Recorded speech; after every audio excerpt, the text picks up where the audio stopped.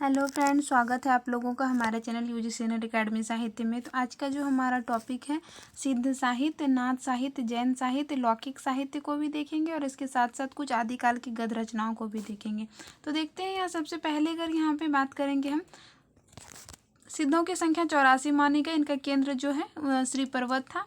ठीक है। सिद्धों की भाषा संध्या भाषा थी। इसका प्रभाव जो है नाथों से होते हुए भक्तिकालीन निर्गुण संत कवियों पर इन्होंने उलट बांसी लिखी। ठीक है। सिद्धों की भाषा संध्या भाषा। ये नाम किसने दिया? मुनि दत्त और अद्वैय ब्रज जी ने दिया है। ठीक है। अच्छा, देखेंगे आगे यहाँ पे आचार्य रामचंद्र शुक्ल जी ने सिद्धों का जो क्रम लगाया है 84 सिद्धों को, इस प्रकार है: लुईपा, लिलिपा, विरूपा, डोम्भिपा, सबरपा, सरहपा और कंकालिपा। ठीक है। तो यहाँ पे आप लोग ये पढ़ लीजिएगा। यहाँ पे ये वाला लाइन ज़्यादा इंपॉर्टेंट हो जाता है क्योंकि ऐसे आ जाते हैं कि रामचंद्र शुक्ल जी के अनुसार सिद्धों का क्रम लगाइए। ठीक है। आगे यहाँ पे हम देखते हैं सहरपा जी को। ये प्रथम सिद्ध कहे जाते हैं। ठीक है। और सहरपा को सरोज भद्र, राहुल भद्र आदि नामों से भी जाना जाता है और डॉक्टर भट्टाचार्य ने इसे बंगला भाषा का प्रथम कवि माना है। 32 ग्रंथ हैं जिसमें दोहा कोश इनका प्रसिद्ध है। ठीक है। आगे हम देखेंगे सर्वप्रथम दोहा चौपाई और दोहा पद्धति का प्रयोग इन्होंने ही किया है। बच्चन सिंह का इसको लेकर इंपॉर्टेंट कोटेशन है कि आक्रोश की भाषा पहला प्रयोग जो है वो किसमें? सरहपा में देखा गया है। ठीक है। आगे यहाँ पे देखेंगे सबरपा। इसका जन्म, ये सरहपा के शिष्य थे। यहाँ पे देखेंगे इनका जन्म 780 ईस्वी में हुआ है। सबरों की वेशभूषा में रहने के कारण इनको सबरपा कहा गया। प्रसिद्ध ग्रंथ जो है इनका ये क्या है? चर्यापद है। ये इंपॉर्टेंट है, याद रखने लायक कोटेशन है। ठीक है। आगे हम यहाँ पे देखेंगे चर्यापद संध्या भाषा शैली की दृष्टिकूट में लिखी गई है। दृष्टिकूट के दोहरे अर्थ होते हैं। ठीक है। तो यहाँ पे आप लोग ये पढ़ सकते हैं कि यहाँ दिया है कि सिद्धों के दोहों के मतों का खंडन मंडन और आचार्यों में सिद्धों में अनुभूति और रहस्य की भावना को प्रकट, सिद्धों में दोहा चर्यापद संत काव्य शाखी शब्द रूपांतरित हो गए। सिद्धों की चर्यापद की भाषा उनके दोहे की तुलना में अपभ्रंश की रूढ़ियों में अधिक मुक्त हुई दिखाई पड़ती है। शुक्ल जी का कथन इंपॉर्टेंट है। कन्हपा की रचनाओं में उपदेश भाषा की पुरानी टकसाली हिंदी है। यह पर गीत भाषा पुरानी बिहारी और पूर्वी बोली मिलती है इसमें। ठीक है। यही भेद हम आगे चलकर कबीर की सब साखी और इनकी रमैनी को गीत भी कहा जाता है इनमें पाते हैं। यानी कि यहाँ पे कहने का ये प्रयास कर रहे हैं कि जो सिद्धों की भाषा में ये सारे लक्षण थे वो आगे चलकर हमें कबीर में भी मिलते हैं। ठीक है। तो आगे यहाँ पे ये इनका कोटेशन है। देखेंगे यहाँ पे लुईपा का जन्म कब हुआ है? लुईपा का जन्म 773 में हुआ है। ये सबरपा के शिष्य थे। ठीक है। और सिद्धों में सबसे ऊंचा स्थान इनका था। डोम्भिपा का समय देखेंगे यहाँ पे, तो डोम्भिपा का समय 840 है ईस्वी है और विरूपा के ये शिष्य थे और इनकी डोम्भी गीतिका, योगचर्य और अक्षर द्वीपकोश इनका प्रसिद्ध जो है वो ग्रंथ है। कण्हपा को देखेंगे, इनका समय यहाँ इंपॉर्टेंट है। जलंधर के ये शिष्य हैं राहुल सांकृत्यायन ने। कण्हपा पंडित और कवित्व में बेजोड़ थे। ठीक है। ये इनका कथन है राहुल सांकृत्यायन का। आगे यहाँ पे देखेंगे दोहा कोश का संपादन किसने किया था? डॉक्टर प्रबोध चंद बागजी ने किया था। ठीक है। इनमें सरहपा, तिल्लोपा और कण्हपा के दोहे भी, तीनों के दोहे क्या है इसमें संकलित है। हरप्रसाद शास्त्री ने सिद्धों की रचनाओं का संग्रह बंगला अक्षरों के बौद्ध गान और दोहा के नाम से किया है। ठीक है। अब अगला जो हमारा टॉपिक है वो हम देखते हैं यहाँ पे नाथ साहित्य। ठीक है। तो हजारी प्रसाद द्विवेदी का इंपॉर्टेंट कोटेशन है यहाँ पे उनके अनुसार कि नाथ पंथ या नाथ संप्रदाय सिद्ध मत, सिद्ध मार्ग, योग मार्ग, आगे सिद्धों की अवभूत मत, अवधूत संप्रदाय प्रसिद्ध है। ये कथन कबीर नामक पुस्तक में हजारी प्रसाद द्विवेदी जी का है। शुक्ल जी का कथन है गोरखनाथ के नाथ पंथ का मूल भी बौद्ध की यही ब्रजियन शाखा में 84 सिद्धों में गोरखनाथ भी गिन लिए गए हैं। स्पष्ट है कि उन्होंने अपना अलग मार्ग अपना मार्ग अलग कर लिया। ठीक है, ये इंपॉर्टेंट कोटेशन है शुक्ल जी का। यहाँ नवनाथों के क्रम अगर देखेंगे तो यहाँ पे ये भी इंपॉर्टेंट हो जाते हैं। अगर ऐसे आते हैं कि शुक्ल जी के अनुसार नवनाथों के क्रम लगाइए या फिर राम कुमार वर्मा के अनुसार, तो इस तरह अलग अलग होते हैं। तो यहाँ देखते हैं गौरक्ष सिद्धांत संग्रह जो है उनमें उनके अनुसार देखेंगे। सबसे पहले नागार्जुन, जड़भरत, हरिश्चंद्र, सत्यनाथ, भीमनाथ और गोरक्षनाथ, चपटनाथ, जलंधरनाथ, मलियार्जुन। ठीक है, आगे हम देखेंगे यहाँ पे आदिनाथ, मत्स्येंद्रनाथ, गोरखनाथ, गहनीनाथ, चपटनाथ, चौरंगीनाथ, जलंधरनाथ, भृत्यहरिनाथ, गोपीचंद्रनाथ। ठीक है, आगे हम यहाँ पे देखेंगे तो यहाँ पे फ्रेंड यहाँ पे ये थोड़ा कट गया है। यहाँ पे दिया है कि आदिकाल, यहाँ पे ये वाला जो हमारा कोटेशन है, आदिकाल को सॉरी फ्रेंड, आदिनाथ को बाद में संतों ने शिव माना है। यहाँ पे है आदिनाथ को संतों ने बाद में शिव माना है। ठीक है, अगला कोटेशन जो हमारा कट गया है यहाँ पीडीएफ करने में, यहाँ पे है कि मत्स्येंद्रनाथ का वास्तविक नाम विष्णु शर्मा माना जाता है। उनकी संस्कृत रचना जो है काल ज्ञान निर्णय का संपादन प्रबोध चंद वागजी ने किया है। ठीक है, तो यहाँ पे ये आ जाता है। अगला जो यहाँ पे फ्रेंड कट गया है वो है गोरखनाथ या फिर मत्स्येंद्रनाथ के। गोरखनाथ मत्स्येंद्रनाथ के शिष्य थे। ठीक है, और इनके समय को लेकर जो विवाद है यहाँ पे आप लोग देख सकते हैं और इनका समय इंपॉर्टेंट है। राहुल सांकृत्यायन जी ने यहाँ पे जो है 845 माना, हजारी प्रसाद द्विवेदी जी ने 9वीं सदी, पीताम्बर दत्त बर्थवाल ने 11वीं सदी और रामचंद्र शुक्ल जी और राम कुमार वर्मा जी ने यहाँ पे 13वीं सदी माना है। ठीक है, यहाँ पे दिया है कि मिश्र बंधु ने इन्हें हिंदी का प्रथम गद्य लेखक स्वीकार किया है। ठीक है, किसे? गोरखनाथ को। पीताम्बर दत्त बर्थवाल ने गोरख के 14 ग्रंथों का प्रामाणिक मानकर गोरख वाणी में संकलित किया। कौन कौन सा उनका ये 14 ग्रंथ है देखते हैं यहाँ पे।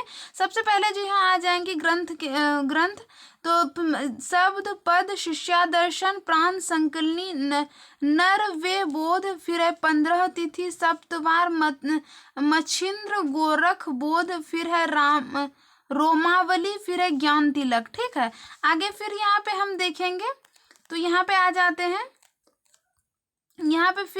हैं, ये है आत्मबोध, फिर है यहाँ पे उभय मात्र योग, फिर है ज्ञान चौतीसा, फिर है पंचमात्रा। ठीक है, आगे देखेंगे यहाँ पे इन्होंने संस्कृत भाषा में लिखे ग्रंथों में जो आ जाते हैं वो आ जाते हैं सिद्ध सिद्धांत पद्धति, विवेक मंडन, शक्ति संगम तंत्र, निरंजन पुराण, फिर आ जाते हैं विराट पुराण, गोरक्ष शतक, योग सिद्धांत पद्धति और योग चिंतामणि। ठीक है, हजारी प्रसाद द्विवेदी का यहाँ इंपॉर्टेंट कोटेशन है, देख लीजिए क्योंकि कथन से बहुत सारे क्वेश्चंस आते हैं। शंकराचार्य के बाद इतना प्रभावशाली और इतना महिमा मंडित भारतवर्ष में दूसरा कोई नहीं। भारतवर्ष के कोने कोने में इनके अनुयायी आज भी आंदोलन गोरखनाथ की भक्ति मार्ग ही थी। गोरखनाथ अपने युग के सबसे बड़े नेता थे। किसका कोटेशन है? हजारी प्रसाद द्विवेदी का कोटेशन है। ठीक है, आगे देखेंगे कुछ इंपॉर्टेंट बिंदु हैं जिसमें आ जाएंगे कि चौरंगीनाथ गोरखनाथ के शिष्य थे और भक्तों में ये पूरन भगत के नाम से प्रसिद्ध थे। कौन? चौरंगीनाथ। नाथों को इन नामों से भी जाना। मत्स्येंद्रनाथ का जो अन्य नाम था मीननाथ, मच्छेंद्रनाथ, चौथे बौद्धिस्त अवलोकेतेश्वर। जलंधरनाथ को बालनाथ कहते हैं। नागा अर्जुन को यहाँ पे अगर हम बात करेंगे तो रसायनी कहते हैं। चौरंगीनाथ को पूरन भगत कहते हैं, यहाँ पे भी दे दिया गया है। और आगे नागा अर्जुन, गोरखनाथ, चपटनाथ, जलंधरनाथ ये सब जो है नाथ और सिद्ध दोनों में आते हैं। तो यहाँ से आप लोग देख सकते हैं जो इम्पोर्टेंट है क्या, नागा अर्जुन, गोरखनाथ, चपट और फिर जलंधर, ये क्या है नाथ सिद्ध और नाथ दोनों आते हैं। ठीक है, अगला जो हमारा आ जाता है टॉपिक वो है जैन साहित्य को देखते हैं। सिद्धों का प्रभाव भारत के पूर्वी भाग में अधिक रहा तो नाथों का पश्चिमी भाग में अधिक रहा। राजपूताना पंजाब में। जैन ने अपना अधिकार काव्य राजस्थान, गुजरात और दक्षिण में लिखे। ठीक है, तो यहाँ पे दिए गए हैं कि यहाँ पे जो इम्पोर्टेंट है यहाँ पे आ जाते हैं कि स्वयंभू पुष्पदत्त धनपाल जिनदत्त शूरी हेमचंद सोमप्रभु शूरी जैनाचार्य मेरुतुंग आदि जैन के जो है ये प्रसिद्ध कवि हैं। मान लीजिए कि जिस प्रकार अभी क्वेश्चंस आ रहे हैं कि रामाश्रयी में कौन कौन आते हैं, निर्गुण में कौन कौन है, वैसे अगर कोटेशंस आ सकते हैं कि जैन कवियों के अंतर्गत कौन आते हैं कौन नहीं आते, तो उसके लिए इंपॉर्टेंट हो जाएगा, इसीलिए इनको याद रखना है। जैन साहित्य में रास काव्य परंपरा प्रसिद्ध थे, जिसमें संबंधित है क्या, प्राचीनतम ग्रंथ जो है वो रिपुद रास आ जाएंगे, संस्कृत भाषा में है, ठीक है। अपभ्रंश का जो प्रथम ग्रंथ है उपदेश रसायन रस, हिंदी का जो है भारतेश्वर बाहुबली रास शालिभद्र शूरी जी का है। यहाँ पे प्रथम धर्मोत्तर जो संदेश रासक जो आता है अब्दुल रहमान जी का है, ठीक है। आगे यहाँ पे देखेंगे हिंदी का प्रथम ऐतिहासिक रास है पंच पांडाल रचित रास, ठीक है, शालिभद्र सूरी दो द्वितीय 1350। ये सारे इंपॉर्टेंट है फ्रेंड, यहाँ से आते हैं क्वेश्चंस, ठीक है। आगे यहाँ पे देखेंगे हम जो दिए गए हैं कि शालिभद्र सूरी जी के बारे में। शालिभद्र सूरी ने बुद्धि रास का संग्रह उनके शिष्य सीवी ने किया है। शालिभद्र सूरी का प्रसिद्ध ग्रंथ जो है भारतेश्वर बाहुबली रास, यह 205 छंदों में रचित खंड काव्य, क्या है ये भी याद रखना, खंड काव्य। इनका संपादन मुनि जन विजय जी ने किया। देवशयन की बात यहाँ पे करेंगे। देवशयन के प्रसिद्ध ग्रंथ जो है वो श्रवकाचार है। श्रवकाचार में 250 दोहों का श्रवण धर्म का वर्णन किया गया। गृहस्थ जीवन धर्म का भी इसमें वर्णन है। नयन चक्र, इनको क्या बोलते हैं, लघुनय चक्र भी प्रसिद्ध है जो इनका ग्रंथ है। और बृहदनाद चक्र मूलतः दोहा प्रबंध अपभ्रंश की है, किंतु बाद में इन्हें माइला धवल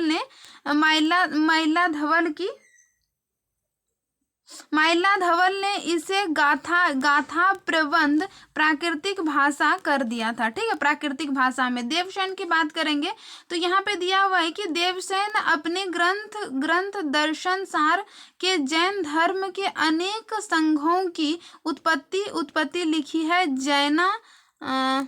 जैना भाष्य में, ठीक है। आगे देखेंगे हम देवसेन के प्रमुख ग्रंथ में जो आ जाएंगे आराधना सार, तत्व सार, यहाँ पे फ्रेंड्स है भाव संग्रह, फिर आ जाएंगे यहाँ पे सावय धम्म दोहा, ठीक है।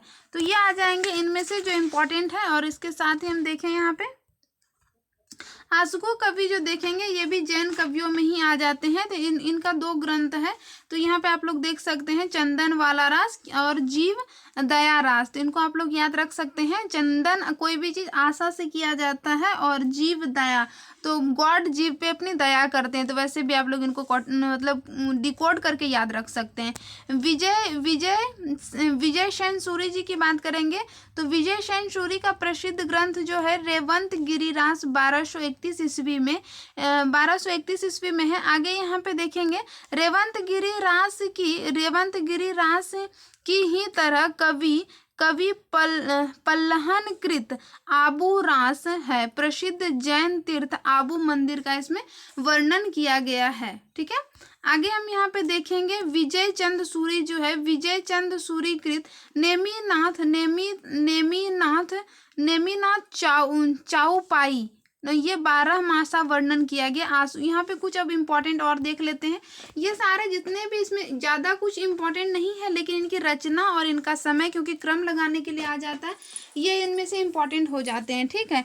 अन्य रास ग्रंथ की अगर हम बात करेंगे तो अन्य रास ग्रंथ में स्थूलीभद्र रास में जिनदत्त सूरी जी का है, नेमीनाथ रास मुनि सुमति गनी का है। आगे यहाँ पे देखेंगे हम तो यहाँ पे आ जाएंगे फिर हमारे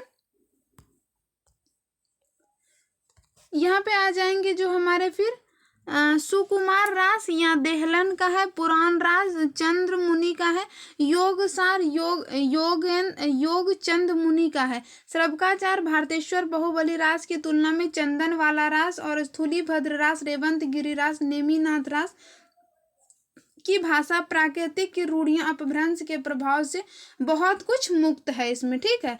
आगे हम यहाँ पे देखेंगे फाल्गुन काव्य जो इसमें आ जाते हैं।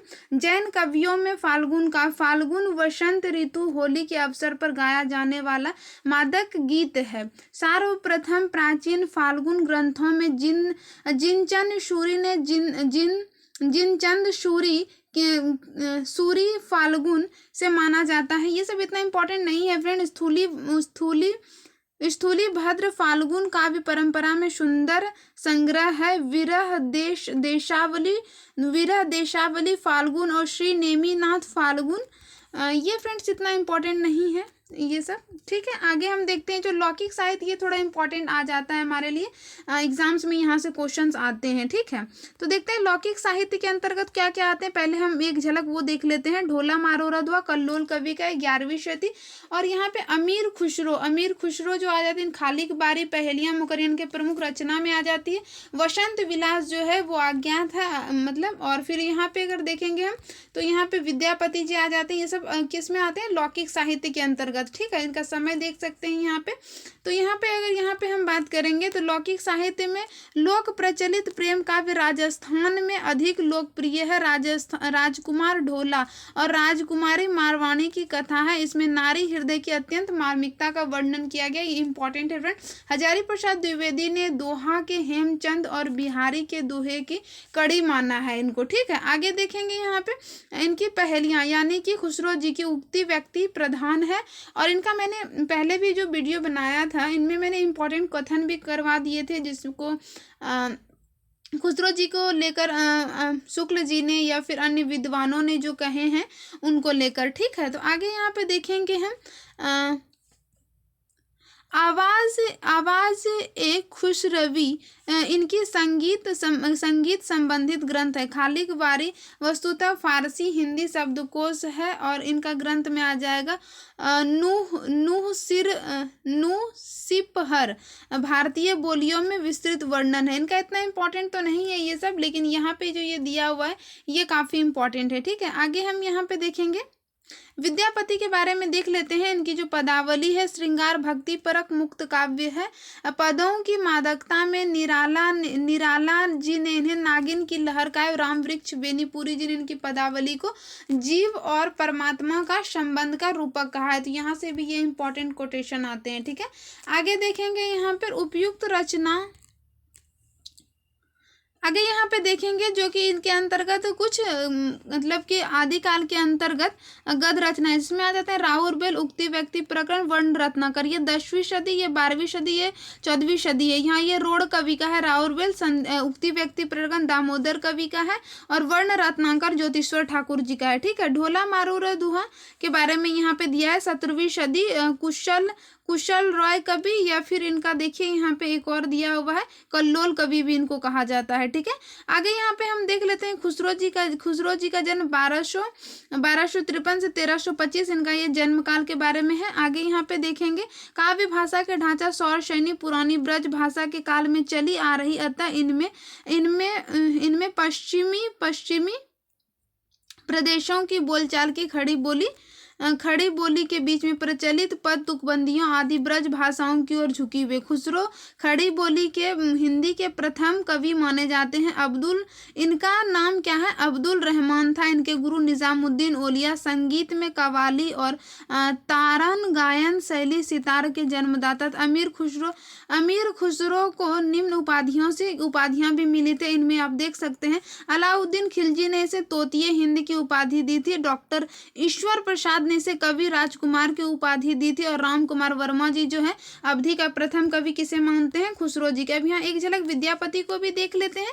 विद्यापति का जन्म 1300, इनका जीवन काल यहाँ पे 1360 से 1450 देख सकते हैं। पंडित हरि मिश्र के शिष्य थे। ये किसके थे? पंडित हरि मिश्र। इनके 3 भाषाओं में 14 ग्रंथों की रचना की थी। कौन कौन से? यहाँ पे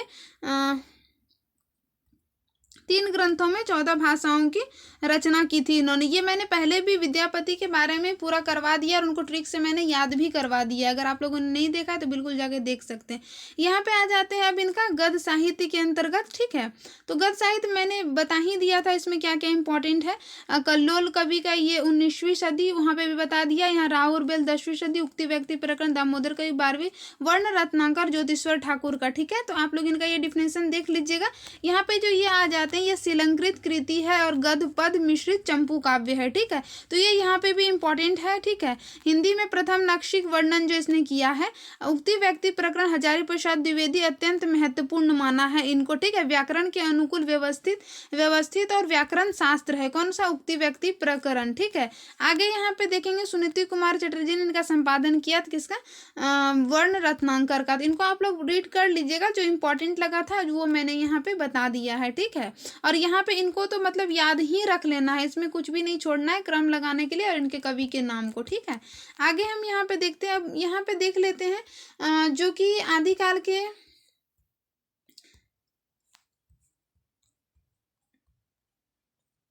हाँ फ्रेंड, तो यहाँ पे देख लेते हैं। अब यहाँ हम इनकी कुछ पंक्तियों को, देवसेन की जो कुछ पंक्तियां हैं आप लोग यहाँ पे देख लीजिएगा। और फिर यहाँ पे सहरपा जी की जो पंक्तियां हैं यहाँ पे दी हुई है, आप लोग इनको पढ़ लीजिएगा। और ये सारे पंक्तियां जो है इंपॉर्टेंट है, मैंने ये सब पहले भी शॉर्ट्स वीडियो के माध्यम से करवा दिए थे, तो आप लोग यहाँ पे देख सकते हैं। जिनके पास भी नहीं हो वो PDF के लिए कॉमेंट कर सकते हैं, मैं PDF टेलीग्राम से दे दूंगी। I hope. हाँ, कितनों का ये सवाल ये रहता है कि दीदी ये तो सिर्फ बुक से, हाँ ये क्लास उनके लिए भी इंपॉर्टेंट है जिसके पास बुक है, ये क्लास उनके लिए भी इंपॉर्टेंट है जिसके पास बुक नहीं है। क्योंकि अगर बुक है आपके पास तो आप एक बार वीडियो देख के अगर आप क्लास करते हो तो आपको बहुत ज़्यादा याद रहेगी। अगर यकीन ना हो तो खुद आप प्रैक्टिकल कर सकते हैं, क्योंकि अगर आपके पास बुक भी है और अगर आप वीडियो भी देख रहे हैं तो आप खुद प्रैक्टिकल कर सकते हैं कि आपके पास कितने माइंड में आपका रह रहा है, ठीक है। तो जिसके पास नहीं भी है उनके लिए भी यूज़फुल है, जिसके पास है ये उनके लिए भी यूज़फुल है, जो न्यू स्टूडेंट्स हैं उनके लिए भी यूज़फुल है। क्योंकि पढ़ने से ज़्यादा हमको ये भी ध्यान देना होता है कि क्या नहीं पढ़ना है, ठीक है। तो आई होप मेरी ये वीडियो आप लोगों के एग्ज़ाम्स के लिए तो कहीं ना कहीं थोड़ा ना थोड़ा योगदान जरूर देगी। तो मुझे उम्मीद है कि आप लोगों को ये वीडियो पसंद आएगी। तो वीडियो के साथ बने रहने के लिए बहुत बहुत धन्यवाद।